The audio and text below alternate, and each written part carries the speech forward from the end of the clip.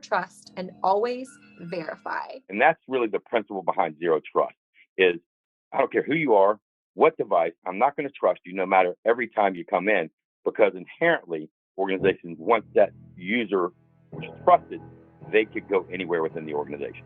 And that's not a good thing.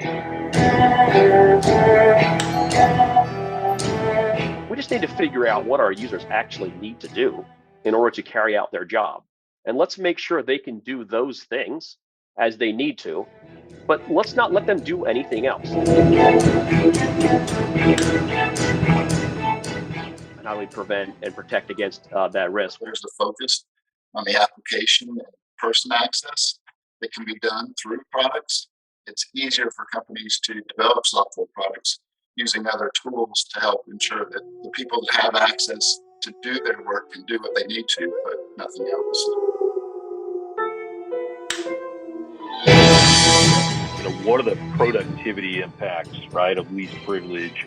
That thin edge that you walk between how much is too much security, where you're frustrating all your users all the time, but then what are all the background components that you can rely on?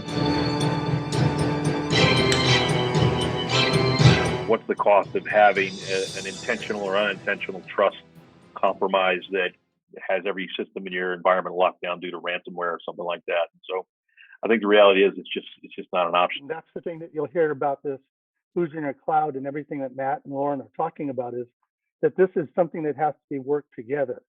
These solutions will do things for you, but everything together will be what will protect your organization and help you.